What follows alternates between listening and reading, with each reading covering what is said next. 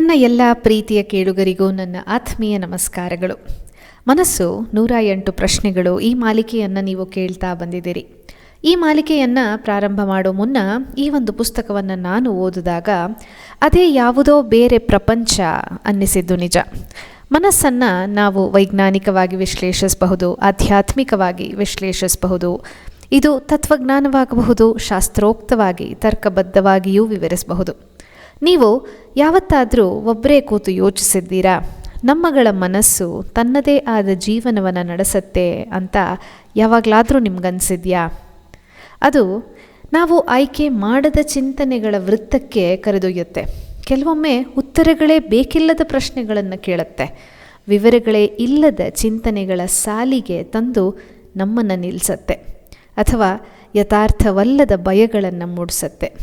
ಇದು ಕಾಣಿಸದ ಪ್ರಪಂಚ, ಆದರೆ ಪ್ರತಿಯೊಬ್ಬರಿಗೂ ಅದರದೇ ಆದ ಅನುಭವ ನೀಡುವ ಪ್ರಪಂಚ. ಇಲ್ಲಿ ಆಸಕ್ತಿ, ಭ್ರಮೆ, ಆತ್ಮವಂಚನೆ ಶಾಂತವಾಗಿ ಬೆಳೆಯತ್ವೆ. ಒಮ್ಮೊಮ್ಮೆ ಈ ಆಯಾಮಗಳು ಚಟಕ್ಕೆ ತಿರುಗತ್ವೆ. ಚಟ ಅಥವಾ ಅಡಿಕ್ಷನ್ ಕೇವಲ ಧೂಮಪಾನ, ಮದ್ಯಪಾನವಲ್ಲ. ಯಾವುದನ್ನೇ ಅತಿಯಾಗಿ ಮಾಡಿದ್ರೂ ಅದು ಚಟವೇ. When we hear addiction, we often think of substances such as alcohol, nicotine or drugs. But the dangerous addictions lie in the patterns of our thoughts. Addiction of overthinking, addiction of control, addiction of victimhood, addiction to get validation, to the highs of social media likes or the lows of self-pity. These are mental addictions, the compulsions not of the body but of the brain. ಚಟಗಳು ದೈಹಿಕವಾಗಿ ಪರಿಣಮಿಸುವ ಮುನ್ನ ಅದು ಮನಸ್ಸಿನ ಹತೋಟಿ ತೆಗೆದುಕೊಂಡಿರುತ್ತೆ. ಹಾಗಾಗಿ ಸಾಕಷ್ಟು ಬಾರಿ ನಾನು ಇದನ್ನು ಹೇಳ್ತಾ ಬಂದಿರ್ತೀನಿ. The most dangerous addictions are not the substances but to the patterns of our thoughts. For they just don't destroy the body, they quietly imprison one's mind ಅಂತ. ನಾನು ಕಳೆದ ಸಂಚಿಕೆಯಲ್ಲಿ ಹೇಳಿದ್ದೆ ಸ್ನೇಹಿತರೆ, ಇವತ್ತು ಅಡಿಕ್ಷನ್ನ ಬಗ್ಗೆ ನಾನು ಪ್ರಸ್ತಾಪ ಮಾಡ್ತೀವಿ ಅಂತ ಹೇಳಿದ್ದೆ. ಅದರ ಜೊತೆಗೆ ಮತ್ತೊಂದು ಬಹಳ ಆಸಕ್ತಿಕರ ವಿಷಯ ಅಂದರೆ ದೆವ್ವಭೂತಗಳ ಬಗ್ಗೆ. ಅದನ್ನು ಈ ಸಂಚಿಕೆಯಲ್ಲಿ ನೀವು ಕೇಳ್ತೀರಾ. ಬನ್ನಿ ಮತ್ತೆ ಇನ್ನೂ ತಡ ಮಾಡ್ದಿರಾ ಇವತ್ತಿನ ಸಂಚಿಕೆಯೆಡೆಗೆ ಹೋಗೋಣ. ಮುಂದುವರಿಯುವ ಮುನ್ನ ನಮ್ಮ ಚಾನೆಲ್ಗೆ ಸಬ್ಸ್ಕ್ರೈಬ್ ಮಾಡಿಲ್ಲ ಅಂದರೆ ಈಗಲೇ ಸಬ್ಸ್ಕ್ರೈಬ್ ಮಾಡಿ. ಈ ಕುತೂಹಲ ಮಾಹಿತಿ, ಉಪಯೋಗಕರವಾದ ಜ್ಞಾನವನ್ನು ನಿಮ್ಮ ಆಪ್ತರಿಗೂ ಮನಃಶಾಸ್ತ್ರದ ಬಗ್ಗೆ ಅಂದರೆ ಸೈಕಾಲಜಿ, ಮೆಂಟಲ್ ಹೆಲ್ತ್ನಲ್ಲಿ ಆಸಕ್ತಿ ಇರುವ ನಿಮ್ಮ ಸ್ನೇಹಿತರಿಗೂ ಹಂಚ್ಕೊಳ್ಳಿ. ನಿಮ್ಮ ಪ್ರಶ್ನೆಗಳು, ಅನಿಸಿಕೆಗಳನ್ನು ಕಮೆಂಟ್ಸ್ಗಳ ಮೂಲಕ ನನಗೆ ತಪ್ಪದೀರ ತಿಳಿಸಿ. ಬನ್ನಿ, ಇವತ್ತಿನ ಸಂಚಿಕೆ ಇನ್ನು ನಿಮ್ಮ ಮುಂದೆ.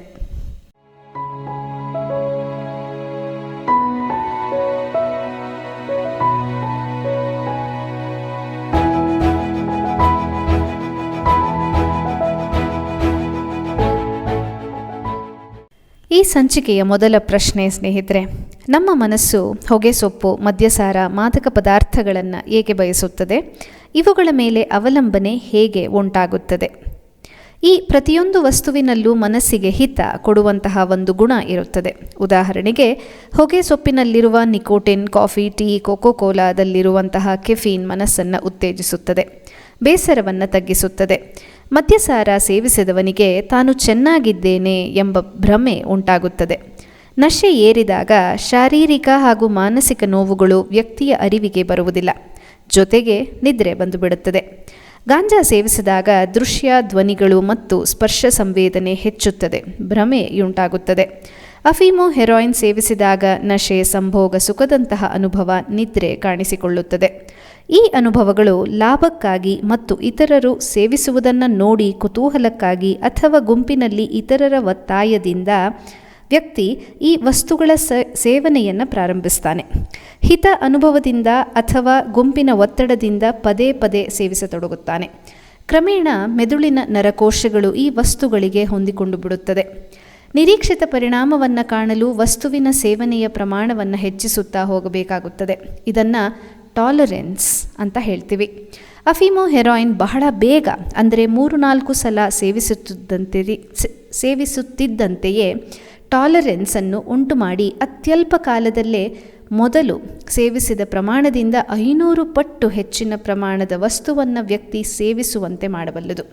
ಆದ್ದರಿಂದಲೇ ಅಫೀಮು ಹೆರಾಯಿನ್ ಅತ್ಯಂತ ಅಪಾಯಕಾರಿ, ಮಾರುವವನಿಗೆ ಅತಿ ಲಾಭಕಾರಿಯೂ ಹೌದು. ಈ ವಸ್ತು ಎಂದು ನಿರೂಪಿತವಾಗಿದೆ. ಟಾಲರೆನ್ಸ್ ಜೊತೆಗೆ ಒಂದು ದಿನ ಈ ಯಾವುದೇ ವಸ್ತುವನ್ನು ಸೇವಿಸದಿದ್ದರೆ ಅಥವಾ ಸೇವಿಸುವ ಪ್ರಮಾಣವನ್ನು ಕಡಿಮೆ ಮಾಡಿದರೆ ಶರೀರ ಮತ್ತು ಮನಸ್ಸು ಪ್ರತಿಭಟಿಸುತ್ತವೆ. ತೀವ್ರ ಚಡಪಡಿಕೆ, ಸ್ನಾಯುಗಳ ಹಿಂಡುವ ನೋವು, ನಿದ್ರಾಹೀನತೆ, ಹೆಚ್ಚು ಬೆವರು, ಆಕಳಿಕೆ, ಕಣ್ಣು ಮೂಗಿನಲ್ಲಿ ಧಾರಾಳವಾಗಿ ಬರುವ ನೀರು, ಫಿಟ್ಸ್ ಇತ್ಯಾದಿ ರೋಗ ಲಕ್ಷಣಗಳು ಕಾಣಿಸಿಕೊಳ್ಳುತ್ತವೆ. ಈ ಸ್ಥಿತಿಯನ್ನು ನಾವು ವಿತ್ಡ್ರಾವಲ್ ಸಿಂಡ್ರೋಮ್ ಅಂತ ಹೇಳ್ತೀವಿ. ಈ ರೋಗ ಲಕ್ಷಣಗಳು ವಸ್ತು ಸೇವಿಸಿದಾಗ ಕಡಿಮೆಯಾಗುವುದರಿಂದ ವ್ಯಕ್ತಿ ಎಷ್ಟೇ ಆಂತರಿಕ ಬಾಹ್ಯ ಒತ್ತಡವಿರಲಿ ವಸ್ತುವಿನ ಸೇವನೆಯನ್ನು ಬಿಡದೆ ಮುಂದುವರಿಸ್ತಾನೆ. ವಸ್ತುವನ್ನು ಪಡೆಯಲು ಅಪರಾಧ ಮಾಡಲು ಸಿದ್ಧನಾಗ್ತಾನೆ. ಇನ್ನು ಎರಡನೆಯ ಪ್ರಶ್ನೆ, ಈ ವಸ್ತುಗಳ ಮೇಲಿನ ಮಾನಸಿಕ ಅವಲಂಬನೆ ಎಲ್ಲರಲ್ಲೂ ಒಂದೇ ರೀತಿ ಇರುವುದಿಲ್ವಲ್ಲ? ಕೆಲವರು ವರ್ಷಾನುಗಟ್ಟಲೆ ಒಂದೇ ಪ್ರಮಾಣದಲ್ಲಿ ಸೇವಿಸ್ತಾರೆ. ಇದು ಹೇಗೆ ಸಾಧ್ಯ? ಅವಲಂಬನೆ ಅಂದರೆ ಡಿಪೆಂಡೆನ್ಸ್ನ ವೇಗ ಮತ್ತು ತೀವ್ರತೆ ಈ ಕೆಳಗಿನ ಅಂಶಗಳ ಮೇಲೆ ನಿರ್ಧಾರವಾಗುತ್ತೆ. ಏನಪ್ಪ ಅದು ಅಂದರೆ, ಮೊದಲನೇದಾಗಿ ಔಷಧ. ಹೆರಾಯಿನ್ ಅತಿ ತೀವ್ರವಾಗಿ ಮತ್ತು ಅತಿ ಹೆಚ್ಚಿನ ಪ್ರಮಾಣದಲ್ಲಿ ಅವಲಂಬನೆಯುಂಟು ಮಾಡಿದರೆ ಗಾಂಜಾ ಅಲ್ಪ ಮಟ್ಟದಲ್ಲಿ ಹಾಗೂ ಬಹು ನಿಧಾನವಾಗಿ ಅವಲಂಬನೆಯನ್ನು ಉಂಟು ಮಾಡುತ್ತದೆ. ಇನ್ನು ಮುಂದಿನ ಅಂಶ ಅಂದರೆ ವ್ಯಕ್ತಿಯ ಅನುವಂಶಿಕ ದೌರ್ಬಲ್ಯ. ಒಂದು ವಸ್ತುವಿಗೆ ಅವಲಂಬನೆ ಬೆಳೆಸಿಕೊಳ್ಳುವುದು ಅನುವಂಶಿಕ ಗುಣ. ಇದು ವಂಶಪಾರಂಪರ್ಯವಾಗಿ ತಂದೆ ತಾಯಿಯಿಂದ ಮಕ್ಕಳಿಗೆ ಬರಬಹುದು. ಇನ್ನು ಮೂರನೆಯ ಅಂಶ ಅನ್ನೋದಾಯಿತು ಅಂದರೆ ವ್ಯಕ್ತಿಯ ವ್ಯಕ್ತಿತ್ವ. ಪ್ರೌಢತೆಯನ್ನು ಮುಟ್ಟದ ಅಪಕ್ವ ವ್ಯಕ್ತಿತ್ವವುಳ್ಳ ವ್ಯಕ್ತಿಗಳು ಇತರರಿಗಿಂತ ಬೇಗ ಮತ್ತು ಹೆಚ್ಚಿನ ಪ್ರಮಾಣದಲ್ಲಿ ಅವಲಂಬನೆಯನ್ನು ಬೆಳೆಸ್ಕೊಳ್ತಾರೆ. ಉದಾಹರಣೆಗೆ ಪರಾವಲಂಬನೆಯ ವ್ಯಕ್ತಿತ್ವ ದೋಷ ಅಂದರೆ ಇದನ್ನು ನಾವು ಡಿಪೆಂಡೆಂಟ್ ಪರ್ಸನಾಲಿಟಿ ಡಿಸಾರ್ಡರ್ ಅಂತ ಹೇಳ್ತೀವಿ. ಮತ್ತೊಂದು ಅಂದರೆ ಸಮಾಜ ವಿರೋಧಿ ವ್ಯಕ್ತಿತ್ವ ದೋಷ ಅಂದರೆ ಡಿಸ್ಸೋಷಿಯಲ್ ಪರ್ಸನಾಲಿಟಿ ಡಿಸಾರ್ಡರ್. ವ್ಯಕ್ತಿಯನ್ನು ಕಾಡುವ ಖಿನ್ನತೆ ಇತ್ಯಾದಿ ಮಾನಸಿಕ ಕಾಯಿಲೆಗಳು. ಖಿನ್ನತೆ ಕಾಯಿಲೆ ಇದ್ದಾಗ ಖಿನ್ನತೆಯ ಲಕ್ಷಣಗಳನ್ನು ಕುಗ್ಗಿಸಲು ವ್ಯಕ್ತಿ ಮೇಲಿಂದ ಮೇಲೆ ಮದ್ಯ, ಮಾದಕ ವಸ್ತುಗಳನ್ನು ಸೇವಿಸಿ ಅವಲಂಬನೆಯನ್ನು ಬೆಳೆಸ್ಕೊಳ್ಬಹುದು. ಹಾಗೆ ವಿಪರೀತ ಮತ್ತು ದೀರ್ಘಕಾಲದ ಆತಂಕ, ಮನೋಬೇನೆ ಇರುವಾತ ಹೊಗೆಸೊಪ್ಪು, ಮದ್ಯಸಾರಕ್ಕೆ ಅವಲಂಬಿತನಾಗಬಹುದು. ತೀವ್ರವಾದ ಮಾನಸಿಕ ಒತ್ತಡ ಅನ್ನೋದಾಯಿತು ಅಂದರೆ ಅನೇಕ ಮನೋಸಾಮಾಜಿಕ ಕಾರಣಗಳಿಂದ ತೀವ್ರ ಬಗೆಯ ಮಾನಸಿಕ ಒತ್ತಡಕ್ಕೆ ಒಳಗಾದ ವ್ಯಕ್ತಿ ಬಹುಬೇಗ ಮಾದಕ ವಸ್ತುಗಳಿಗೆ ದಾಸನಾಗಬಹುದು. ಇನ್ನು ಮುಂದಿನ ಪ್ರಶ್ನೆ, ಈ ವಸ್ತುಗಳ ಸೇವನೆಯನ್ನು ಬಿಡಿಸುವ ಚಿಕಿತ್ಸೆ ಏನಾದರೂ ಇದೆಯೇ? ಮಾದಕ ವಸ್ತುಗಳ ಚಟದಿಂದ ಮುಕ್ತಿ ಸಾಧ್ಯವೇ ಎಂದು. ಖಂಡಿತ ಸಾಧ್ಯ ಇದೆ. ವ್ಯಕ್ತಿ ಮನಸ್ಸು ಮಾಡಿದರೆ, ಕುಟುಂಬದವರು ಮತ್ತು ಸಂಬಂಧಪಟ್ಟವರು ಸಹಕರಿಸಿದರೆ ಸೂಕ್ತ ಪರಿಸರ ಬದಲಾವಣೆಯಿಂದ ಚಟದಿಂದ ಮುಕ್ತಿಯನ್ನು ಪಡೆಯಬಹುದು. ಹೇಗಪ್ಪ ಅಂದರೆ, ವ್ಯಕ್ತಿ ಯಾವುದೇ ವಸ್ತುವಿನ ಸೇವನೆಯನ್ನು ಥಟ್ಟನೆ ನಿಲ್ಲಿಸಬೇಕಾಗತ್ತೆ. ಥಟ್ಟನೆ ನಿಲ್ಲಿಸಿದಾಗ ಕಾಣಬರುವ ತಾತ್ಕಾಲಿಕ ರೋಗ ಲಕ್ಷಣಗಳನ್ನು ಅಂದರೆ ವಿತ್ಡ್ರಾವಲ್ ಸಿಂಪ್ಟಮ್ಸ್ ಸಹಿಸಿಕೊಳ್ಳಬೇಕು ಅಥವಾ ವೈದ್ಯರ ನಿರ್ದೇಶನದಲ್ಲಿ ಅವುಗಳನ್ನು ನಿವಾರಿಸುವ ಔಷಧವನ್ನು 1 ವಾರ ಅಥವಾ ಅವರು ಹೇಳಿದ ಅವಧಿಯಲ್ಲಿ ಸೇವಿಸಬೇಕು. ಈ ಅವಧಿಯಲ್ಲಿ ಅಗತ್ಯ ಬಿದ್ದರೆ ಆಸ್ಪತ್ರೆಯಲ್ಲಿ ದಾಖಲಾಗಬೇಕು. ಮಾದಕ ವಸ್ತು ಸೇವನೆಯಿಂದ ಶಾರೀರಿಕ ದುಷ್ಪರಿಣಾಮಗಳನ್ನು ಗುರುತಿಸಿ ವೈದ್ಯರಿಂದ ಚಿಕಿತ್ಸೆ ಪಡೆಯಬೇಕು. ಮಾದಕ ವಸ್ತುಗಳ ಸೇವನೆಯ ಕಾರಣಗಳು ಮತ್ತು ಅವನ್ನು ಮುಂದುವರಿಸಲು ಇರುವ ಮಾನಸಿಕ ಪ್ರೇರಣೆಗಳನ್ನು ಗಮನಿಸಿ ನಿವಾರಿಸಿಕೊಳ್ಳಬೇಕು. ಮಾದಕ ವಸ್ತು ಸೇವನೆಯಿಂದ ಉಂಟಾದ ಆರ್ಥಿಕ, ಕೌಟುಂಬಿಕ ಮತ್ತು ಸಾಮಾಜಿಕ ದುಷ್ಪರಿಣಾಮಗಳನ್ನು ಅರ್ಥ ಮಾಡಿಕೊಂಡು ಅವುಗಳನ್ನು ಸರಿಪಡಿಸಲು ಬೇಕಾದ ಮನೋಸ್ಥೈರ್ಯ ಮತ್ತು ಸಂಬಂಧಪಟ್ಟವರ ಆಸರೆ, ವಿಶ್ವಾಸಗಳನ್ನು ಸಂಪಾದಿಸಬೇಕು. ಕೊನೆಯದಾಗಿ, ಎಷ್ಟೇ ಒತ್ತಡ, ಆಮಿಷ ಬರಲಿ, ಮಾದಕ ವಸ್ತುವಿಗೆ ಬೇಡ ಎನ್ನುವ ಮನೋಬಲವನ್ನು ಬೆಳೆಸಿಕೊಳ್ಳಬೇಕು. ಇನ್ನು ಮುಂದಿನ ಪ್ರಶ್ನೆ, ಮಾದಕ ವಸ್ತುಗಳ ಸೇವನೆಯನ್ನು ಬಿಡಲು ಪ್ರಯತ್ನ ಪಡುವವರಲ್ಲಿ ಎಷ್ಟು ಜನ ಯಶಸ್ಸು ಗಳಿಸುತ್ತಾರೆ ಎಂಬುದು. ಮದ್ಯ ವ್ಯಸನಿಗಳಲ್ಲಿ 50% ಜನ, ಅಫೀಮು ಹೆರಾಯಿನ್ ವ್ಯಸನಿಗಳಲ್ಲಿ 30% ಜನ ಯಶಸ್ವಿಯಾಗುತ್ತಾರೆ. ಉಳಿದವರು ಸೇವನೆಯ ಚಟಕ್ಕೆ ಮತ್ತೆ ಬಲಿಯಾಗುತ್ತಾರೆ. ಇವರಿಗೆ ಮರಳಿ ಯತ್ನ ಮಾಡು ಎಂದು ಒತ್ತಾಸೆ ನೀಡುವುದು ಮನೆಯವರ ಹಾಗೂ ಬಂಧು ಮಿತ್ರರ ಕರ್ತವ್ಯವಾಗಿರುತ್ತದೆ. ಇವಿಷ್ಟು ಚಟದ ಪ್ರಶ್ನೆಗಳಾಗಿದ್ದರೆ ಸ್ನೇಹಿತರೆ, ಇನ್ನು ಮುಂದುವರಿಯುತ್ತಾ ಮತ್ತೊಂದು ಪ್ರಶ್ನೆ ಅಂದರೆ ಅಪರಾಧ ಮನೋಪ್ರವೃತ್ತಿ ಏಕೆ, ಹೇಗೆ ರೂಪುಗೊಳ್ಳುತ್ತದೆ ಎಂಬುದು. ಮನಸ್ಸಿನ ಬಲಿಷ್ಠವಾಗಿ ಉಳಿಯುವುದು ಹಾಗೂ ಸೂಪರ್ ಈಗೋ ಬಲಿಷ್ಠವಾಗಿ ಬೆಳೆಯದೆ ದುರ್ಬಲವಾಗಿರುವುದು ಅಪರಾಧ ಪ್ರವೃತ್ತಿಗೆ ಕಾರಣವಾಗುತ್ತದೆ. ಈಗಾಗಲೇ ಒಂದು ಸಂಚಿಕೆಯಲ್ಲಿ ನಾನು ನಿಮಗೆ ಹೇಳಿದ್ದೆ, ಎಂದರೆ ಐಡಿ ಅಂತ ನಾವೇನು ಹೇಳ್ತೀವಿ ಅದನ್ನು ಇಂಟ್ರೆನ್ಸಿಕ್ ಡ್ರೈವ್ ಅಂತ ವ್ಯಾಖ್ಯಾನಿಸ್ತೀವಿ. ಇದನ್ನು ಪ್ಲೆಷರ್ ಪ್ರಿನ್ಸಿಪಲ್ ಅಂತ ಕೂಡ ಹೇಳ್ತೀವಿ. ಸೂಪರ್ ಈಗೋ ಎಂಬುದು ಮೊರಾಲಿಟಿ ಪ್ರಿನ್ಸಿಪಲ್, ನಮ್ಮ ಮೌಲ್ಯಗಳನ್ನು ಆಧಾರಿತ ಒಂದು ಮನಸ್ಸು. ಇದು ಬಲಿಷ್ಠವಾಗಿ ಬೆಳೆಯದೆ ದುರ್ಬಲವಾಗಿರುವುದು ಅಪರಾಧ ಪ್ರವೃತ್ತಿಗೆ ಕಾರಣವಾಗುತ್ತದೆ. ಅತಿಯಾದ ಆಸೆ ಅಥವಾ ದುರಾಸೆಯ ವ್ಯಕ್ತಿ ಅಪರಾಧ ಮಾಡಲು ಪ್ರಚೋದಿಸುತ್ತದೆ. ಮಗುವಾಗಿದ್ದಾಗಲೇ ನೀತಿ ನಿಯಮಗಳನ್ನು ಪಾಲಿಸಿ ಸಂತೋಷ ಹಾಗೂ ಹೆಮ್ಮೆ ಪಡುವುದನ್ನು ಕಲಿಯದಿದ್ದರೆ, ತಂದೆ ತಾಯಿ ಹಾಗೂ ಸಮಾಜ ಕಲಿಸದಿದ್ದರೆ ಅಪರಾಧ ಪ್ರವೃತ್ತಿ ಬೇರು ಬಿಟ್ಟು ಬೆಳೆಯತೊಡಗುತ್ತದೆ. ಅಪರಾಧ ಮಾಡಿ ಹಾಗೂ ಮಗುವಿಗೆ ಚಿಕ್ಕದಾಗಿದ್ದಾಗಲೇ ಅದು ಮಾದರಿಯಾಗುವ ದೊಡ್ಡವರು ಮಗು ಅಪರಾಧ ಮಾಡಿದಾಗ ಅಥವಾ ಅದನ್ನು ಎಚ್ಚರಿಸಿ ಅಗತ್ಯ ಬಿದ್ದರೆ ಶಿಕ್ಷೆಯ ಭಯವಿಟ್ಟು ತಿದ್ದದ ಪೋಷಕರು ಯಾವುದು ನೀತಿ, ಯಾವುದು ಅನೀತಿ, ಯಾವುದು ಸರಿ, ಯಾವುದು ತಪ್ಪು ಎಂದು ಸ್ಪಷ್ಟವಾಗಿ ಮಗುವಿಗೆ ತಿಳಿಸಿದ ಶಿಕ್ಷಣ ವ್ಯವಸ್ಥೆ ಮತ್ತು ಸಮಾಜ ಅಪರಾಧ ಪ್ರವೃತ್ತಿಯ ಗಿಡ ಮರವಾಗಲು ಪ್ರೇರಣೆ ನೀಡಿದಂತಾಗುತ್ತದೆ. ಆರ್ಥಿಕ ಅಪರಾಧಗಳಿಗೆ ದುರಾಸೆಯ ಮೂಲ ಕಾರಣವಾದರೆ, ಲೈಂಗಿಕ ಅಪರಾಧಗಳಿಗೆ ಅಜ್ಞಾನ, ತಪ್ಪು ತಿಳುವಳಿಕೆ ಮತ್ತು ಲೈಂಗಿಕ ಪ್ರಚೋದನೆಗಳೇ ಕಾರಣವಾಗುತ್ತವೆ. ಇತರರ ಮೇಲೆ ಆಕ್ರಮಣ ಮಾಡುವುದು, ಕೊಲೆ ಮಾಡುವುದು ಇತ್ಯಾದಿ ಹಿಂಸಾಚಾರಕ್ಕೆ ರೋಷ, ದ್ವೇಷ, ಆಕ್ರಮಣಶೀಲತೆಗಳೇ ಆ ವ್ಯಕ್ತಿಯ ಗುಣಗಳು ಅದು ಕಾರಣವಾಗುತ್ತವೆ. ಅತೃಪ್ತಿ, ಮಾತ್ಸರ್ಯ, ಅಸಹಾಯಕತೆ, ತನಗೆ ಅನ್ಯಾಯವಾಗಿದೆ ಎಂಬ ಭಾವನೆ, ಸೋಲು, ನಿರಾಶೆ, ನೋವುಗಳು ಈ ರೋಷ, ದ್ವೇಷ, ಆಕ್ರಮಣಶೀಲತೆಗೆ ಪ್ರೇರಕಗಳು ಅಂತ ಹೇಳಬಹುದು. ಸ್ಕ್ರಿಜೋಫ್ರೇನಿಯಾ ಹಾಗೂ ಕೆಲವೊಂದು ಮೇನಿಯಾ, ಖಿನ್ನತೆ, ಮಾದಕ ವಸ್ತುಗಳ ಅವಲಂಬನೆ, ಮೆದುಳಿನ ಹಾನಿ ಇತ್ಯಾದಿ ರೋಗ ಸ್ಥಿತಿಗಳು ವ್ಯಕ್ತಿಯ ವಿವೇಚನಾ ಶಕ್ತಿಯನ್ನು ಕುಗ್ಗಿಸಿ ಭಾವೋದ್ರೇಕವನ್ನು ಉಂಟುಮಾಡಿ ತಪ್ಪು ನಿರ್ಧಾರಗಳಿಗೆ ಪ್ರಚೋದಿಸಿ ಅಪರಾಧದ ನಡವಳಿಕೆಗೆ ದಾರಿ ಮಾಡಿಕೊಡುತ್ತವೆ. ಸಾಮಾಜಿಕ ಅಸಮತೆ, ಅವ್ಯವಸ್ಥತೆಗಳು, ಸಮಾಜದ ಇಬ್ಬಂದಿ ನೀತಿ, ಪಕ್ಷಪಾತಗಳು, ಕುಗ್ಗಿದ ಶಿಥಿಲಗೊಂಡ ನೈತಿಕ ಮೌಲ್ಯಗಳು, ಭ್ರಷ್ಟಗೊಂಡ ಸಾಮಾಜಿಕ ಸಂಸ್ಥೆಗಳು ಅಪರಾಧ ಪ್ರವೃತ್ತಿಗೆ ನೀರು ಗೊಬ್ಬರವನ್ನು ಸೇರಿಸುತ್ತದೆ. ಹಾಗಾದರೆ ಮುಂದಿನ ಪ್ರಶ್ನೆ, ಅಪರಾಧ ಮಾಡುವವರೆಲ್ಲ ಮಾನಸಿಕವಾಗಿ ಅಸ್ವಸ್ಥರೇ ಎಂಬುದು ಬಹಳ ಪ್ರಮುಖ ಹಾಗೂ ಮುಖ್ಯವಾದ ಪ್ರಶ್ನೆ. ಇಲ್ಲಿದೆ ಇದಕ್ಕೆ ಉತ್ತರ. ಒಂದು ವಿಶಾಲ ಅರ್ಥದಲ್ಲಿ ಹೌದು. ಅಪರಾಧ ಮಾಡುವ ಸಮಯದಲ್ಲಿ ವ್ಯಕ್ತಿ ಅಸ್ವಸ್ಥನೇ ಅಂತ ಹೇಳಬಹುದು. ಜನಸಾಮಾನ್ಯರಿಗೆ ಹೋಲಿಸಿದರೆ ಅಪರಾಧಿಗಳಲ್ಲಿ ಮಾನಸಿಕ ರೋಗಿಗಳಿಂದ ನರಳುವವರ ಸಂಖ್ಯೆ ಹೆಚ್ಚು. ಸಾಮಾನ್ಯ ಜನರಲ್ಲಿ ಮಾನಸಿಕ ರೋಗದ ಪ್ರಮಾಣ 10% ಇದ್ದರೆ ಅಪರಾಧಿಗಳಲ್ಲಿ ಅದು 50% ಮುಟ್ಟುತ್ತದೆ. ಅದನ್ನು ಗುರುತಿಸಿ ಚಿಕಿತ್ಸೆ ನೀಡಬೇಕಾಗುತ್ತದೆ. ಇಲ್ಲದಿದ್ದರೆ ಅವರ ಅಪರಾಧ ಪ್ರವೃತ್ತಿ ಮತ್ತಷ್ಟು ತೀವ್ರವಾಗುತ್ತದೆ. ಇನ್ನು ಇದಕ್ಕೆ ಸಂಬಂಧಿಸಿದಂತೆ ಮತ್ತೊಂದು ಪ್ರಶ್ನೆ, ಜರುಗಿದ ಅಪರಾಧವನ್ನು ಸಾಮಾನ್ಯ ವ್ಯಕ್ತಿ ಮಾಡಿದನೇ ಅಥವಾ ಮನೋರೋಗಿ ಮಾಡಿದನೇ ಎಂದು ಕಂಡುಹಿಡಿಯುವುದು ಸಾಧ್ಯವಿದೆಯೇ ಎಂಬುದು. ಇದಕ್ಕೆ ಇಲ್ಲಿದೆ ಉತ್ತರ. ಸಾಧ್ಯವಿದೆ. ಮನೋರೋಗಿ ಅಪರಾಧ ಮಾಡಿದರೆ ಈ ಕೆಳಗಿನ ವಿಶೇಷತೆ ಕಂಡುಬರುತ್ತದೆ. ಅಪರಾಧಕ್ಕೆ ಪೂರ್ವ ಯೋಜನೆ ಅಂದರೆ ಪ್ರೀ ಪ್ಲಾನಿಂಗ್ ಅಂತ ನಾವೇನು ಹೇಳ್ತೀವಿ ಅದು ಇರುವುದಿಲ್ಲ. ಅಪರಾಧ ಮಾಡಲು ಜೊತೆಗಾರರಿರುವುದಿಲ್ಲ, ಸಹಾಯಕರಿರುವುದಿಲ್ಲ. ಅಪರಾಧವನ್ನು ವ್ಯಕ್ತಿ ಎಲ್ಲರೆದುರೇ ಮಾಡಬಹುದು, ಅದನ್ನು ಮುಚ್ಚಿಡಲು ಪ್ರಯತ್ನಿಸುವುದಿಲ್ಲ. ಅಪರಾಧ ಮಾಡಲು ಅಗತ್ಯಕ್ಕಿಂತ ಹೆಚ್ಚಿನ ಬಲವನ್ನು ಉಪಯೋಗಿಸಬಹುದು. ಅಪರಾಧ ವಿಧಾನದಲ್ಲಿ ಒಂದು ವ್ಯವಸ್ಥೆ ಇರುವುದಿಲ್ಲ. ಅಪರಾಧಕ್ಕೆ ಯಾವುದೇ ನಿರ್ದಿಷ್ಟ ಕಾರಣ, ಲಾಭ, ಉದ್ದೇಶ ಇರುವುದಿಲ್ಲ. ಅಪರಾಧಕ್ಕೆ ಬಲಿಯಾದ ವ್ಯಕ್ತಿಗಳು ಅಪರಾಧ ಮಾಡಿದವನಿಗೂ ಸಂಬಂಧವೇ ಇಲ್ಲದಿರಬಹುದು.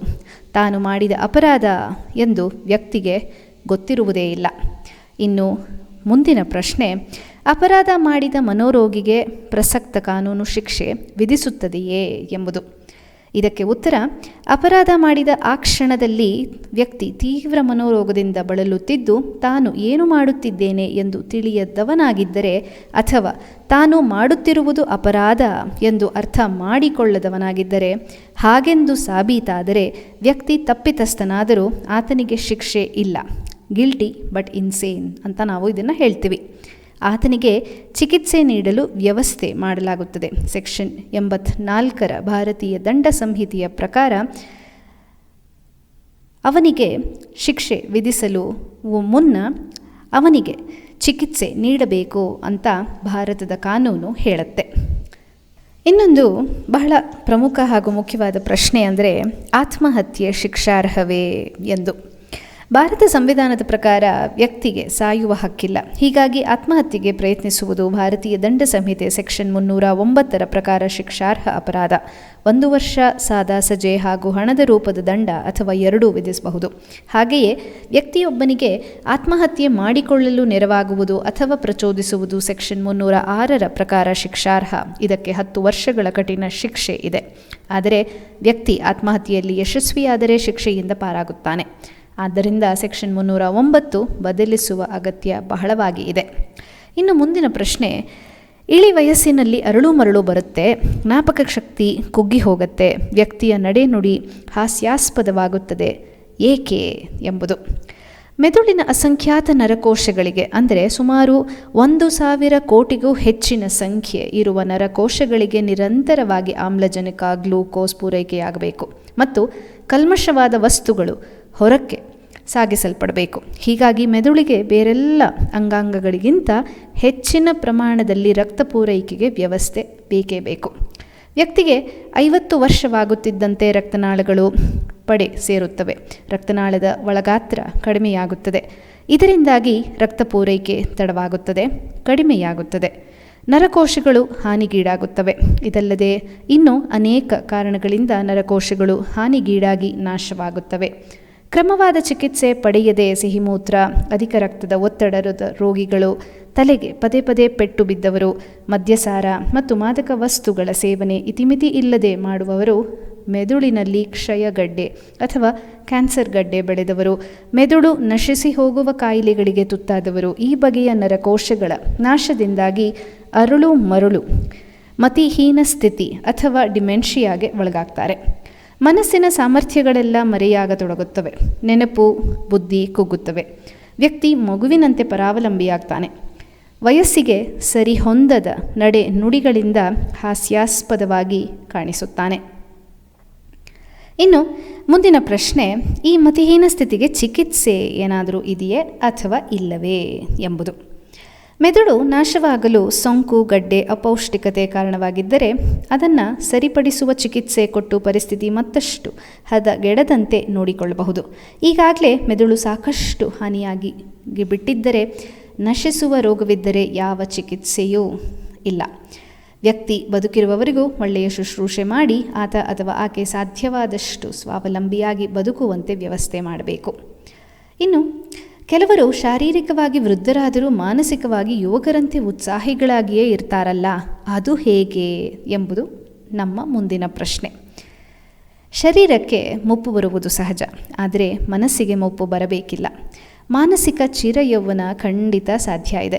ಇತಿಮಿತಿಯಲ್ಲಿ ಆಸೆಗಳನ್ನು ಇಟ್ಟುಕೊಂಡು ಸಾಧನೆ ಸಣ್ಣದಿರಲಿ ದೊಡ್ಡದಿರಲಿ ಸಂತೋಷ ತೃಪ್ತಿ ಪಡುತ್ತಾ, ಸ್ವಾರ್ಥದ ಜೊತೆಗೆ ಇತರರ ಒಳತಿಗೂ ದುಡಿಯುತ್ತಾ ಸದಾಭಿರುಚಿಯ ಹವ್ಯಾಸ ಚಟುವಟಿಕೆಗಳಲ್ಲಿ ತೊಡಗಿಸಿಕೊಂಡು ಒತ್ತಡವಿಲ್ಲದ ವಿರಾಮಕರ ಜೀವನ ಶೈಲಿಯನ್ನು ಅಳವಡಿಸಿಕೊಂಡರೆ, ಜೊತೆಗೆ ಆಧ್ಯಾತ್ಮಿಕ ಚಿಂತನೆ ಚಟುವಟಿಕೆಗಳಲ್ಲಿ ಸಾರ್ಥಕ್ಯವನ್ನು ಕಂಡುಕೊಂಡರೆ ಇಳಿ ವಯಸ್ಸಿನಲ್ಲೂ ಯುವ ಮನಸ್ಸನ್ನು ಹೊಂದಿರುವುದು ಕಷ್ಟವಲ್ಲ. ಸದಾ ಚಟುವಟಿಕೆ, ಆಶಾವಾದಿತನ, ತೃಪ್ತಿ ಇವು ಯುವ ಮನಸ್ಸಿನ ಮುಖ್ಯ ಲಕ್ಷಣಗಳು. ಇನ್ನು ಇಳಿ ವಯಸ್ಸಿನ ಸಾಮಾನ್ಯ ಸಮಸ್ಯೆ ಕುಗ್ಗಿದ ಶಾರೀರಿಕ ಶಕ್ತಿ, ರೋಗ ರುಜಿನಗಳು, ಒಂಟಿತನ, ಆರ್ಥಿಕ ಪರಾವಲಂಬನೆ, ಸಾವು ಮತ್ತು ಅದು ಬರುವ ರೀತಿ ಹಾಗೂ ಸಾವಿನ ನಂತರ ಏನು ಎಂಬ ಪ್ರಶ್ನೆ, ಇವನ್ನು ನಿಭಾಯಿಸುವುದು ಹೇಗೆ ಎಂಬುದು. ಇವೆಲ್ಲ ಬಹಳ ಸಹಜ, ಸ್ವಾಭಾವಿಕ ಎಂದು ತಿಳಿಯುವುದು ಮೊದಲ ಹೆಜ್ಜೆ. ಹಿತಮಿತವಾದ ಆಹಾರ, ವ್ಯಾಯಾಮ, ಸದಾಭಿರುಚಿಯ ಹವ್ಯಾಸಗಳು ಮತ್ತು ವೈದ್ಯರ ಮಾರ್ಗದರ್ಶನದಲ್ಲಿ ಶರೀರದ ಶಕ್ತಿ ಮತ್ತು ಆರೋಗ್ಯವನ್ನು ಎಷ್ಟು ಸಾಧ್ಯವೋ ಅಷ್ಟು ಕಾಪಾಡಿಕೊಳ್ಬೇಕು. ಹಾಗೂ ಉಳಿದು ಬೆನ್ನು ಹತ್ತುವ ನ್ಯೂನತೆ, ಕೊರತೆಗಳನ್ನು ಒಪ್ಪಿಕೊಳ್ಳಬೇಕು, ಗೊಣಗಬಾರದು. ಆರ್ಥಿಕ ಪರಾವಲಂಬನೆ ಬರದಂತೆ ಸರಳ ಜೀವನಕ್ಕೆ ಬೇಕಾದ ಹಣಕಾಸು ವ್ಯವಸ್ಥೆಯನ್ನು ಮಾಡಿಕೊಳ್ಬೇಕು. ಸಾವು ಶತ್ರುವಲ್ಲ, ಸ್ನೇಹಿತ. ಅದು ಬಂದಾಗ ಸ್ವಾಗತಿಸಲು ಮಾನಸಿಕ ಸಿದ್ಧತೆ ಮಾಡಿಕೊಳ್ಬೇಕು. ನಾನಿಲ್ಲದಿದ್ದರೂ ಮನೆಯವರು ಬದುಕಬಲ್ಲರು ಎಂದು, ನಾನು ಅನಿವಾರ್ಯವಲ್ಲ ಎಂದು ತಿಳಿಯಬೇಕು. ಸಾವಿನ ನಂತರ ಏನೂ ಇಲ್ಲ, ಒಂದು ಪಕ್ಷ ಇದ್ದರೂ ಎಲ್ಲ ಸುಖಾಂತವೇ ಎಂದು ನಂಬಬೇಕು. ಕಡೆಯ ಗಳಿಗೆಯವರೆಗೂ ದುಡಿಯುತ್ತಾ ಹೋಗಬೇಕು. ದೇವರಲ್ಲಿ, ಒಳ್ಳೆಯತನದಲ್ಲಿ ನಂಬಿಕೆಯೇ ಇಳಿ ವಯಸ್ಸಿನ ಅರ್ಹವಾದ ಊರುಗೋಲು ಅಂತ ನಮ್ಮ ಲೇಖಕರು ಇಲ್ಲಿ ಹೇಳ್ತಾರೆ.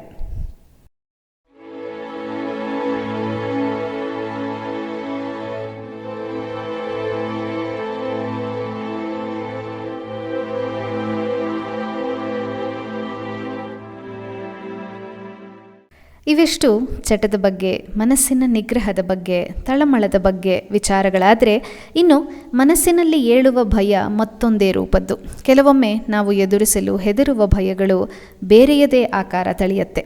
ಮನಸ್ಸು ಕಲ್ಪಿತ ಅಪಾಯಗಳನ್ನು ಎಳೆದುಕೊಂಡು ಅವುಗಳನ್ನು ನೆನಪುಗಳಂತೆ ಮತ್ತೆ ಮತ್ತೆ ಮನಸ್ಸಿನ ಪ್ರಪಂಚಕ್ಕೆ ತರತ್ತೆ. ವಾಸ್ತವ ಯಾವುದು, ಭ್ರಮೆ ಯಾವುದು, ನನ್ನ ಊಹೆಗಳೇನು, ನಿಜವೇನು, ಇದರ ವ್ಯತ್ಯಾಸ ಬಹಳ ಮುಸುಕಾಗಿರುತ್ತೆ. ಈ ಮುಸುಕನ್ನು ಪಕ್ಕಕ್ಕೆ ಎಳೆದು ಇದರ ಬಗ್ಗೆ ಇನ್ನಷ್ಟು ತಿಳಿಯೋಣ ಬನ್ನಿ. ಇಲ್ಲಿದೆ ನಮ್ಮ ಪ್ರಶ್ನೆ. ಸತ್ತ ನಂತರ ಕೆಲವರು ದೆವ್ವವಾಗುತ್ತಾರೆ, ಉಳಿದವರನ್ನು ಕಾಡುತ್ತಾರಂತೆ, ನಿಜವೇ ಎಂಬುದು. ಇದೊಂದು ನಿಜವಲ್ಲದ ಆದರೆ ಜನಪ್ರಿಯ ನಂಬಿಕೆ. ಚಿಕ್ಕ ವಯಸ್ಸಿನಲ್ಲಿ ದುರ್ಮರಣಕ್ಕೆ ಈಡಾದ ವ್ಯಕ್ತಿಯ ದೇಹ ನಾಶವಾದರೂ ಒಳಗಿರುವ ಆತನ ಮನಸ್ಸು, ಚೇತನ ಅಥವಾ ಆತ್ಮ ನಾಶವಾಗುವುದಿಲ್ಲ. ಅದು ವ್ಯಕ್ತಿ ಸತ್ತ ಜಾಗದಲ್ಲಿ ಅಥವಾ ಅವನ ಆತ್ಮೀಯರ ಬಳಿ ಇದ್ದು ಪರೋಕ್ಷವಾಗಿ ತನ್ನ ಇರುವಿಕೆಯನ್ನು ಪ್ರಕಟಿಸುತ್ತದೆ. ತಾನು ಇಷ್ಟಪಡುವವರಿಗೆ ಸಹಾಯ ಮಾಡುತ್ತಾ, ತನಗೆ ಕಷ್ಟ ಕೊಟ್ಟವರಿಗೆ ತೊಂದರೆ ಕೊಡುತ್ತಾ ಕಾಲ ಕಳೆಯುತ್ತದೆ. ಸಾಂಪ್ರದಾಯಿಕ ರೀತಿಯಲ್ಲಿ ಅಂತ್ಯ ಸಂಸ್ಕಾರ ಕಾಣದ ವ್ಯಕ್ತಿಯ ಆತ್ಮವು ಈ ರೀತಿ ಅಲೆದಾಡುತ್ತದೆ. ಅನಂತರ ಪ್ರೇತಾತ್ಮಗಳ ಲೋಕಕ್ಕೆ, ದೇವರ ಸನ್ನಿಧಿಗೋ ಹೋಗುತ್ತದೆ ಎಂದು ಬಹಳ ಜನ ನಂಬ್ತಾರೆ. ಗಂಡನನ್ನು ಕಳೆದುಕೊಂಡ ಹೆಂಡತಿಗೆ ಗಂಡನ ಆಕಾರ ಕಾಣಿಸಿಕೊಳ್ಳುವುದನ್ನು, ಗಂಡನ ಧ್ವನಿ ಕೇಳುವುದನ್ನು ಇದಕ್ಕೆ ಸಾಕ್ಷಿಯಾಗಿ ತೋರಿಸ್ತಾರೆ. ಸತ್ಯ ವ್ಯಕ್ತಿಗೆ ಸೇರಿಸಿದ ವಸ್ತುಗಳ ಸ್ಥಾನ ಪಲ್ಲಟವಾಗುವುದು ಇದಕ್ಕೆ ಸಾಕ್ಷಿ ಎನ್ನುತ್ತಾರೆ. ಇವೆಲ್ಲ ದುಃಖಕ್ಕೀಡಾದ ವ್ಯಕ್ತಿಗಳ ಭ್ರಮೆ ಎಂಬುದನ್ನು ಜನ ಒಪ್ಪುವುದೇ ಇಲ್ಲ. ಸತ್ತ ವ್ಯಕ್ತಿಗೆ ಅನ್ಯಾಯ ಮಾಡಿ ಭಯಪಡುವ ಅಥವಾ ತಪ್ಪಿತಸ್ಥ ಭಾವನೆಯನ್ನು ಹೊಂದಿರುವ ವ್ಯಕ್ತಿಗೆ ಯಾವ ಕಾಯಿಲೆ ಅಥವಾ ರೋಗ ಲಕ್ಷಣ ಕಾಣಿಸಿಕೊಂಡರೂ ಆತ ಮತ್ತು ಇತರರು ಅವೆಲ್ಲ ಸತ್ತ ವ್ಯಕ್ತಿಯ ದೆವ್ವದ ಕಾರುಬಾರು ಎಂದು ಹೇಳಿಬಿಡುತ್ತಾರೆ. ವ್ಯಕ್ತಿ ಸತ್ತ ನಂತರ ಆತನ ಮೆದುಳು ಸೇರಿದಂತೆ ದೇಹ ನಾಶವಾಗುತ್ತದೆ. ಮೆದುಳಿನೊಂದಿಗೆ ಮನಸ್ಸು, ನೆನಪು ಎಲ್ಲವೂ ನಾಶವಾಗುತ್ತದೆ. ಸತ್ತ ನಂತರ ಸಹಜವಾಗಿ ಮನಸ್ಸು ಮತ್ತು ಅದರ ಎಲ್ಲ ಅನುಭವಗಳು ಮತ್ತೆ ಹೇಗೆ ಆತ್ಮ ಅಥವಾ ದೆವ್ವದ ರೂಪದಲ್ಲಿ ಪ್ರಕಟಗೊಳ್ಳಲು ಸಾಧ್ಯ? ನೀವೇ ಯೋಚಿಸಿ. ಶರೀರಾತೀತ ನೆನಪು ಹೇಗಿರಲು ಸಾಧ್ಯ ಎಂದು ವಿಜ್ಞಾನ ಪ್ರಶ್ನಿಸುತ್ತದೆ. ಆದ್ದರಿಂದ ಆತ್ಮ, ದೆವ್ವ, ಭೂತಗಳೆಲ್ಲ ನಮ್ಮ ಮನಸ್ಸಿನ ಕಲ್ಪನೆಯೇ ಹೊರತು ವಾಸ್ತವವಲ್ಲ ಎಂದು ವಿಜ್ಞಾನ ಹೇಳುತ್ತದೆ. ಹಾಗೆಯೇ ದೆವ್ವಗಳ ಆಕಾರದ ಕಲ್ಪನೆ ಆಯಾ ಸಂಸ್ಕೃತಿಯಲ್ಲಿ ಪ್ರಚಲಿತದಲ್ಲಿರುವ ನಂಬಿಕೆಗಳನ್ನು ಅವಲಂಬಿಸಿರುತ್ತದೆ. ಉದಾಹರಣೆಗೆ, ಹೆಣ್ಣು ದೆವ್ವ ಬಿಳಿ ಸೀರೆ ಉಟ್ಟಿರಬೇಕು, ತಲೆ ಕೂದಲು ಇಳಿಬಿಟ್ಟಿರಬೇಕು, ಕಾಲಿಗೆ ಗೆಜ್ಜೆ ಕಟ್ಟಿರಬೇಕು ಇತ್ಯಾದಿ. ಅಥವಾ ಕೋರೆಹಲ್ಲು, ತಲೆಯ ಮೇಲೆ ಕೊಂಬು, ಪಾದಗಳು ಹಿಂದು ಮುಂದಾಗಿರುವುದು, ಹೀಗೆ ಜನ ನಂಬಿಕೆಯಾಗಿದೆ. ಮುಂದಿನ ಪ್ರಶ್ನೆ, ಕೆಲವರ ಮೈ ಮೇಲೆ ದೆವ್ವ ಬರುತ್ತದಲ್ಲ, ಅದು ತನ್ನ ಪರಿಚಯ ವಿವರಗಳನ್ನು ಹೇಳುತ್ತದಲ್ಲ. ಮೈ ಮೇಲೆ ದೆವ್ವ ಮತ್ತು ವ್ಯಕ್ತಿಯ ಮಾತು, ವರ್ತನೆ ಆ ಸತ್ತ ವ್ಯಕ್ತಿಯ ಮಾತು, ವರ್ತನೆಯಂತೆಯೇ ಇರುತ್ತದಲ್ಲ, ಅದು ಹೇಗೆ ಎಂಬುದು. ಮೈ ಮೇಲೆ ದೆವ್ವ ಅಥವಾ ದೇವರು ಬರುವುದು ಒಂದು ಉನ್ಮಾದ ಮನೋಸ್ಥಿತಿ. ಹೆಚ್ಚಿನ ಪ್ರಕರಣಗಳಲ್ಲಿ ಸ್ತ್ರೀಯರ ಮೈಮೇಲೆಯೇ ದೆವ್ವ ಬರುತ್ತದೆ. ಅವರ ವಯಸ್ಸು ಸಾಮಾನ್ಯವಾಗಿ 35 ವರ್ಷವನ್ನು ಮೀರಿರುವುದಿಲ್ಲ. ಅವರ ವಿದ್ಯಾಭ್ಯಾಸ 10ನೆಯ ತರಗತಿಯನ್ನು ಮೀರಿರುವುದಿಲ್ಲ. ಎಲ್ಲ ಪ್ರಕರಣಗಳಲ್ಲಿ ಅವರು ಮಾನಸಿಕವಾಗಿ ನೊಂದಿರುತ್ತಾರೆ. ತಂದೆ, ತಾಯಿ, ಗಂಡ ಅಥವಾ ಅತ್ತೆ ಮಾವ ಸಮಾಜದಿಂದ ಕಿರುಕುಳಕ್ಕೆ ತುತ್ತಾಗಿರುತ್ತಾರೆ. ಮೈಮೇಲೆ ದೆವ್ವ ಬರುವ ಪ್ರಕರಣಗಳನ್ನು ಬಾಲ್ಯದಲ್ಲೋ ಅನಂತರದಲ್ಲೋ ನೋಡಿರುತ್ತಾರೆ. ಸತ್ತ ವ್ಯಕ್ತಿಯ ಕೆಲವು ವಿವರಗಳನ್ನಾದರೂ ಅವರಿಗೆ ತಿಳಿದಿರುತ್ತದೆ. ಇತರರ ಗಮನ ಸೆಳೆಯಲು, ಪ್ರತಿಭಟಿಸಲು, ತಮಗಾಗುತ್ತಿರುವ ಅನ್ಯಾಯವನ್ನು ತೋರ್ಪಡಿಸಲು ಮೈಮೇಲೆ ದೆವ್ವ ಬರುವ ಪ್ರಕರಣಗಳನ್ನು ಬಳಸಿಕೊಳ್ಳಲು ಅವರ ಸುಪ್ತ ಮನಸ್ಸು ನಿರ್ಧರಿಸುತ್ತದೆ. ಜನ ಸೇರಿದಾಗ ಅವರ ದೇಹ ತೂಗಾಡಲು, ಬಾಯಿಯಿಂದ ಅಸ್ಪಷ್ಟ ಧ್ವನಿಗಳು ಬರಲು ಪ್ರಾರಂಭವಾಗುತ್ತಿದ್ದಂತೆ ನೆರೆದ ಜನ ಮುಂದೇನಾಗಬೇಕೆಂಬುದನ್ನು ತಮ್ಮ ಪ್ರತಿಕ್ರಿಯೆಯಿಂದ ವ್ಯಕ್ತಿಗೆ ಸೂಚಿಸುತ್ತಾರೆ. ಯಾರು ನೀನು, ಏಕೆ ಬಂದೆ ಎಂದು ಕೇಳುತ್ತಾರೆ. ನಾನು ಇಂಥವಳು, ಈ ಬಗೆಯಲ್ಲಿ ನಾನು ಸತ್ತವಳು, ಇವಳು ನನ್ನ ಸ್ನೇಹಿತೆ, ನೋಡಿ ಹೋಗಲು ಬಂದೆ ನಾನು ಎಂದು ಬದಲಾದ ಧ್ವನಿಯಲ್ಲಿ ಸ್ತ್ರೀ ಹೇಳುತ್ತಾಳೆ. ಇವಳನ್ನು ಕಾಡಬೇಡ, ನಿನಗೇನು ಬೇಕು ಎಂದು ಜನ ಕೇಳುತ್ತಾರೆ. ಇವಳ ಗಂಡ ಇವಳಿಗೆ ಹಿಂಸೆ ಕೊಡುತ್ತಿದ್ದಾನೆ, ಇದು ನಿಲ್ಲಬೇಕು. ಈ ಮುಠಾಳನಿಗೆ ಇದನ್ನು ಹೇಳಿ, ಇಲ್ಲದಿದ್ದರೆ ಅವನನ್ನು ನಾನು ನೋಡಿಕೊಳ್ಳುತ್ತೇನೆ ಎಂದು ದೆವ್ವ ಹೇಳುತ್ತದೆ. ಜನ ಗಂಡನಿಂದ ಹೆಂಡತಿಯನ್ನು ಸರಿಯಾಗಿ ನೋಡಿಕೊಳ್ಳುತ್ತೇನೆ, ಕಷ್ಟ ಕೊಡುವುದಿಲ್ಲ ಎಂದು ಹೇಳಿಸುತ್ತಾರೆ. ಹಿಡಿದ ದೆವ್ವ ಬಿಟ್ಟು ಹೋಗುತ್ತದೆ. ಗಂಡನ ದುರ್ವರ್ತನೆ ಪುನರಾವರ್ತನೆಯಾದರೆ ಮತ್ತೆ ಬರುತ್ತದೆ. ಉನ್ಮಾದ ಸ್ಥಿತಿಯಲ್ಲಿ ವ್ಯಕ್ತಿಯ ಸುಪ್ತ ಮೀಸಲು ಸಾಮರ್ಥ್ಯವೆಲ್ಲ ಹೊರಗೆ ಬರುತ್ತದೆ. ಆಗ ವ್ಯಕ್ತಿ ಅತಿಮಾನವನಂತೆ ವರ್ತಿಸಬಹುದು. ದೊಡ್ಡ ಭಾರ ಎತ್ತುವುದು, 4 ಜನ ತಿನ್ನುವಷ್ಟು ಆಹಾರ ಸೇವಿಸುವುದು, ಎತ್ತರದ ಮರ ಕಂಬವನ್ನು ಹತ್ತುವುದು, 10 ಜನ ಹಿಡಿದರೂ ಕೊಸರಿ ಓಡಿಸುವುದು, ಉರಿವ ಕರ್ಪೂರವನ್ನು ಬಾಯಲ್ಲಿ ಹಾಕಿಕೊಳ್ಳುವುದು, ಕೆಂಡದ ಮೇಲೆ ನಡೆಯುವುದು ಇತ್ಯಾದಿ ಈ ವಿಶೇಷತೆಗಳು ದೆವ್ವ ಅಥವಾ ದೇವರು ಬಂದಿವೆ ಎಂಬುದರ ಸಾಕ್ಷಿ ಎಂದು ಜನ ನಂಬುತ್ತಾರೆ. ಬಾಜಿ ಕಟ್ಟಿದ ಯಾವುದೇ ವ್ಯಕ್ತಿ ಈ ಎಲ್ಲ ಕೆಲಸಗಳನ್ನು ಮಾಡಬಲ್ಲ. ಸಾಮಾನ್ಯ ಸ್ಥಿತಿಯಲ್ಲಿ ಬಳಕೆಗೆ ಬಂದ ಈ ಶಕ್ತಿ ಸಾಮರ್ಥ್ಯ ವಿಶೇಷ ಸ್ಥಿತಿಯಲ್ಲಿ ಬಳಕೆಗೆ ಬರುವುದರಲ್ಲಿ ವಿಶೇಷವೇನೂ ಇಲ್ಲ. ಇನ್ನು ಮುಂದಿನ ಪ್ರಶ್ನೆ, ದೆವ್ವ ಬಂದಾಗ ವ್ಯಕ್ತಿ ತನಗೆ ಗೊತ್ತಿಲ್ಲದೆ ಭಾಷೆಯಲ್ಲಿ ಮಾತನಾಡ್ತಾನಲ್ಲ, ಕಳೆದು ಹೋದ ವಸ್ತು ಇಂತಹ ಕಡೆ ಇದೆ ಎಂದು ಹೇಳುತ್ತಾನಲ್ಲ, ಭವಿಷ್ಯ ನುಡಿಯುತ್ತಾನಲ್ಲ, ಇದು ಹೇಗೆ ಸಾಧ್ಯ ಎಂಬುದು. ಇಂತಹ ಪ್ರಕರಣಗಳ ಅಧ್ಯಯನ ಮಾಡಿದಾಗ ವ್ಯಕ್ತಿಗೆ ಒಂದು ಭಾಷೆಯ ಪರಿಚಯ ಯಾವುದೇ ಹಂತದಲ್ಲಿ ಆಗಿರುತ್ತದೆ. 12 ವರ್ಷದ ಹುಡುಗಿ ಚಿಕ್ಕಮಗಳೂರಿನ ಒಂದು ಪುಟ್ಟ ಹಳ್ಳಿಯಲ್ಲಿ ಅಚ್ಚ ತೆಲುಗಿನಲ್ಲಿ ಮಾತನಾಡಿದಳು. ಅವಳನ್ನು ತೆಲುಗು ದೆವ್ವ ಹಿಡಿದಿದೆ ಎಂದು ಜನ ತಿಳಿದರು. ಆದರೆ ಸ್ವಲ್ಪ ಪತ್ತೇದಾರಿ ಕೆಲಸ ಮಾಡಿದಾಗ ಮಗು 1.5 ವರ್ಷ ವಯಸ್ಸಾಗಿದ್ದಾಗ ತೆಲುಗು ಕುಟುಂಬವೊಂದನ್ನು ಅವರ ಅಕ್ಕಪಕ್ಕದಲ್ಲಿ ಇದ್ದದ್ದು ನಿಜ ಎಂದು ತಿಳಿದು ಬಂತು. 2 ವರ್ಷಗಳ ಕಾಲ ಈ ಮಗುವಿನ ಪಕ್ಕದ ಮನೆಯಲ್ಲಿ ವಾಸವಾಗಿದ್ದರು. ಮಗು ಅವರ ಮನೆಯಲ್ಲಿದ್ದುದರಿಂದ ಅನೇಕ ತೆಲುಗು ಮಾತುಗಳನ್ನು ಕಲಿತುಕೊಂಡಿತ್ತು. ಆಮೇಲೆ ಅದನ್ನು ಮರೆತು ಬಿಟ್ಟಿತ್ತು. ಈಗ ಪರೀಕ್ಷೆಯಲ್ಲಿ ಫೇಲಾಗಿ ತಂದೆ ತಾಯಿಯ ತಿರಸ್ಕಾರಕ್ಕೆ ಗುರಿಯಾಗಿತ್ತು. ತಮ್ಮ ಹೆಚ್ಚು ಬುದ್ಧಿವಂತ ಎಂದು ಅವನಿಗೆ ಎಲ್ಲರೂ ಹೆಚ್ಚು ಪ್ರಾಶಸ್ತ್ಯ ಕೊಡುತ್ತಿದ್ದುದನ್ನು ಕಂಡು ಅದರ ಸುಪ್ತ ಮನಸ್ಸು ತೆಲುಗು ದೆವ್ವ ಪ್ರಹಸನ ನಡೆಸಿತ್ತು.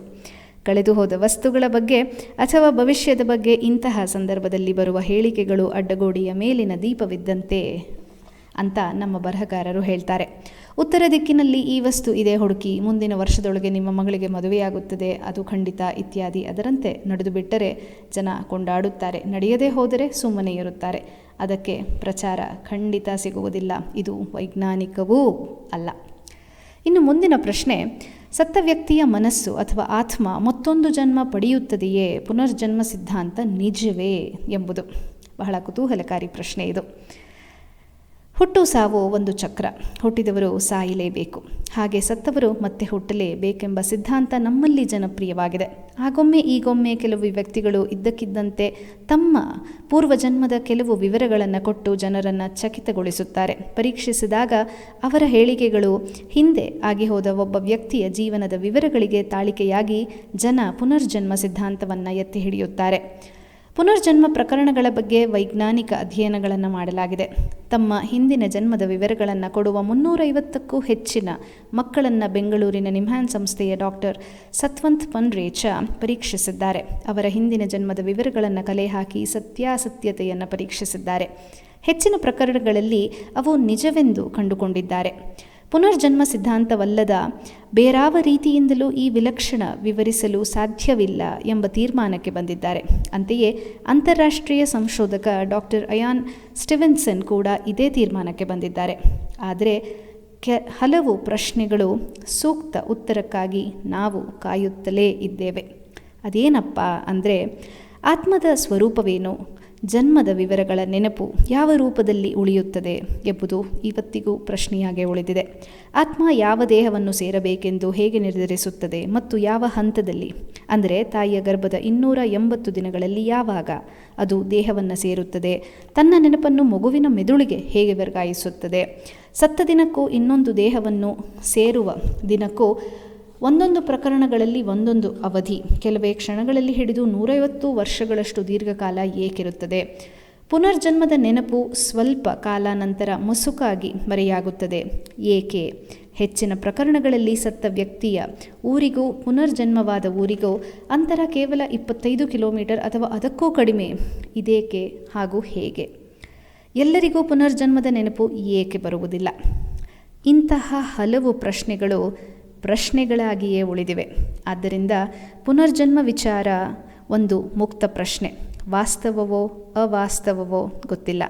ಮನುಷ್ಯನ ಅರಿವು ಮತ್ತಷ್ಟು ಮುಟ್ಟುವ ಹಂತ ಅಂತ ಹೇಳಬಹುದು.